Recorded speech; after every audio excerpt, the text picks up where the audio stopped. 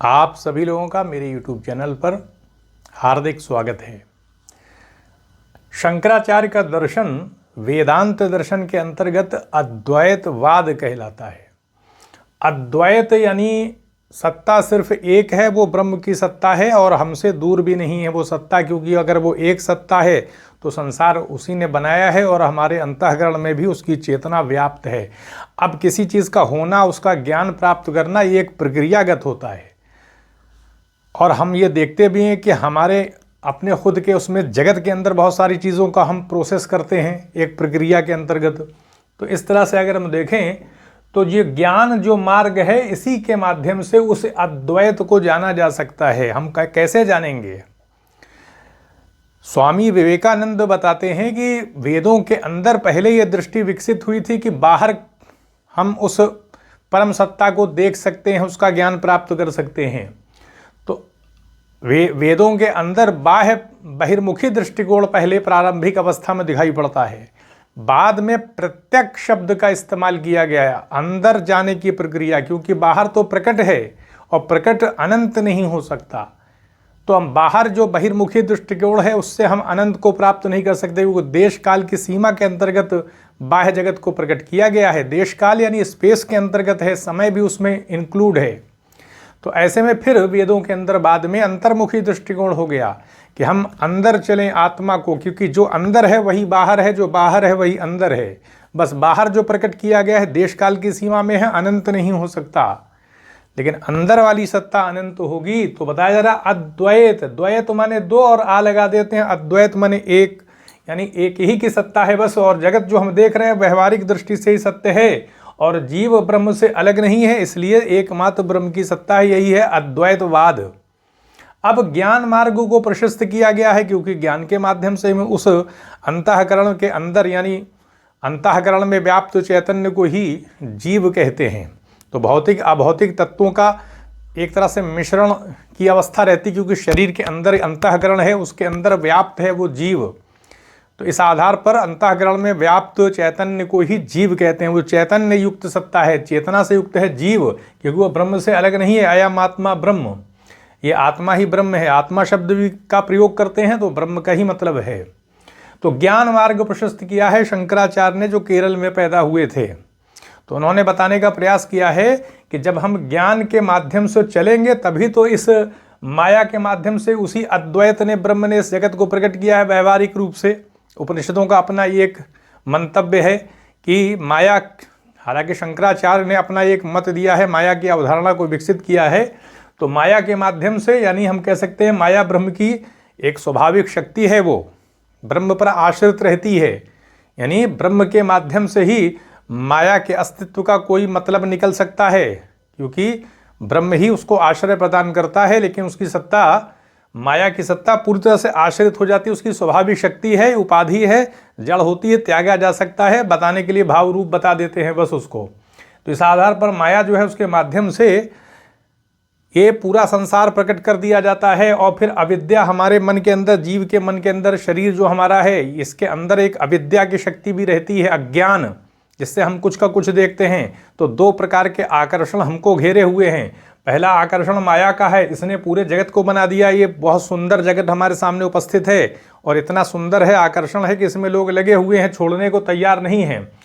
तो इस आधार पर अविद्या देखें तो हमारे अंदर अविद्या के माध्यम से अज्ञान पैदा हो जाता है, हम वास्तविकता को जान नहीं पाते हैं, जो कि हमारे अपने अंतःकरण में ही है वो, यानी बाहर नहीं है, अंदर ही है। लेकिन फिर भी अविद्या की वजह से, अज्ञान की वजह से हम संसार में लगे हुए हैं।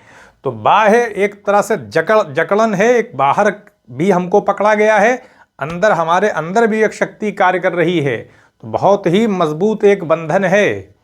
तो ऐसे में मोक्ष कैसे मिलेगा? मोक्ष तब मिलेगा जब ये ज्ञान पे चलेंगे, तो माया का पर्दा हटेगा, विद्या भी समाप्त हो जाएगी और फिर ये मोक्ष होगा।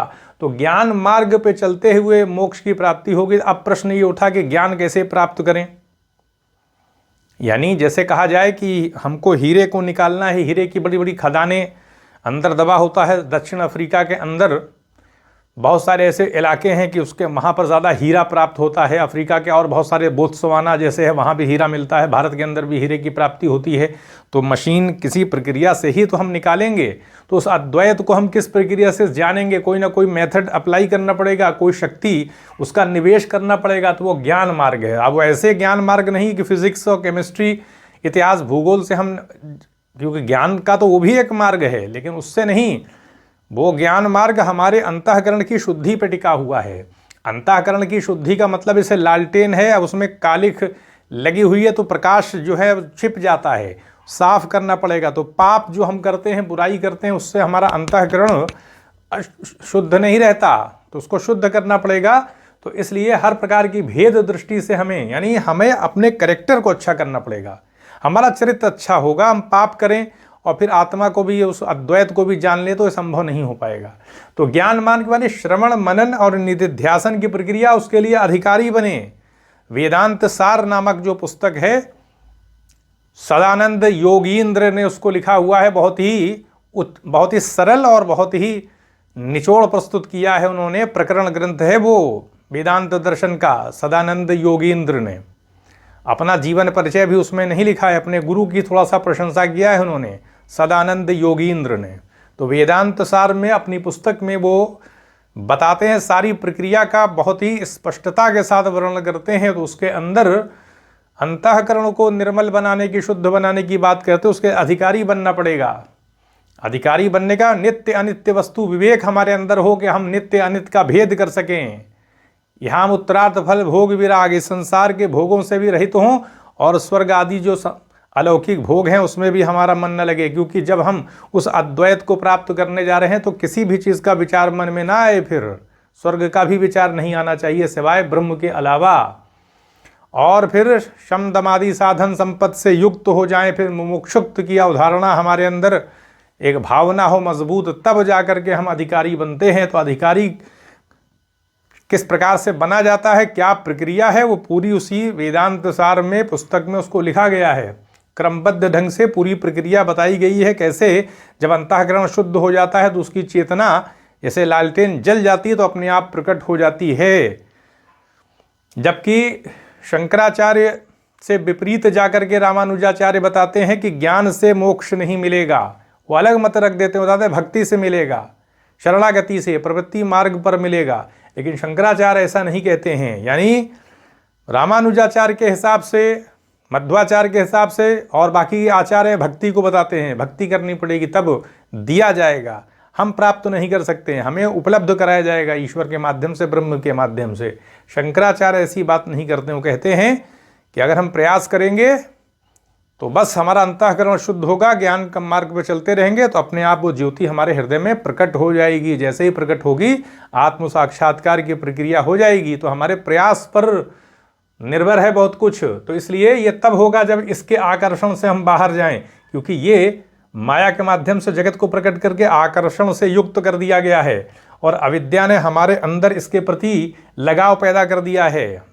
हम अविद्या की शक्ति से, अज्ञान के माध्यम से इस जगत में ही जी रहे हैं, लगे हुए हैं, और धन संपदा अर्जित करते चले जा रहे हैं, और अहंकार और हर तरह का चक्र जो है वो लोग आगे ना बढ़ पाए। इस तरह की बहुत सारी चीज़ें समाज के अंदर दिखाई पड़ती हैं। लोगों की उन्नति को देख पाना कुछ लोगों के लिए संभव नहीं हो पाता है।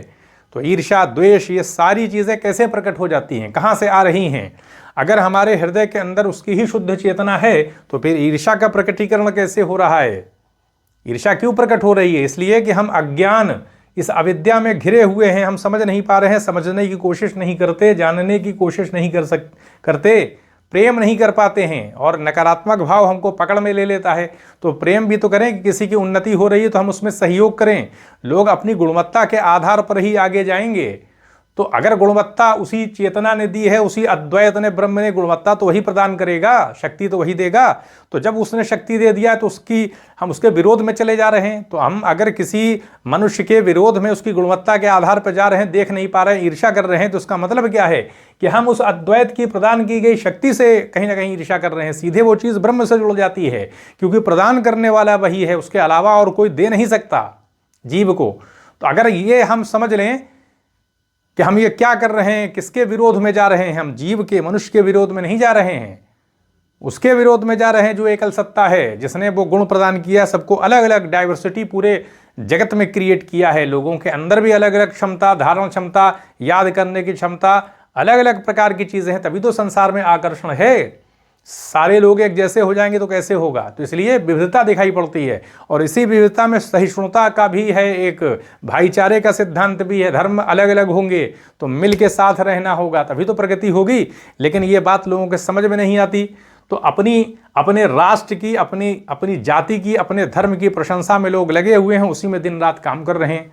जबकि अगर वो समझें कि उसी एक शक्ति ने ये पूरा विविध जगत जो है बनाया हुआ है, वो चाहे तो सबको एक कर दे, लेकिन वो ऐसा नहीं करता है। हमारे अपने प्रयास में है कि हम उसको जाने, उसको, उस अद्वैत को, उस ब्रह्म को जाने, क्योंकि सच्चिद आनंद स्वरूप है। वो चाहे किसी भी धर्म में चले जाएं, वो सत्य ही मिलेगा, आनंद वाला ही मिलेगा, चित सत्ता ही मिलेगा। वो किसी भी दृष्टिकोण से विचार करें हम, तो इसीलिए बड़े बड़े विचारक बताते हैं सारे धर्म एक ही रास्ते की तरफ ले जाते हैं, सबका अपना अपना एक मेथड है, प्रक्रिया है। तो ये हमने देखा कि ये हमारे प्रयास पे होगा कि इस अविद्या को हम पहचाने।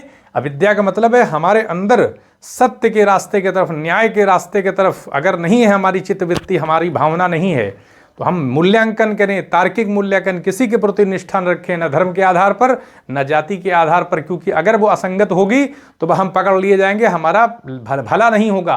क्योंकि जिस सत्ता ने हमको पैदा किया है वो हमारी सारी गतिविधियों से परिचित है, और वो न्याय युक्त सत्ता है। कोई भी हमारा ऐसा कार्य जो असंगत होगा तो फिर हम फलित नहीं होगा, हम फिर उस सत्ता से दूर हो जाएंगे। तो ये समझ लेना चाहिए। तो यहीं पर अनुमति दें, चैनल को सब्सक्राइब भी करें, शेयर भी करें। आप सभी लोगों का बहुत बहुत धन्यवाद।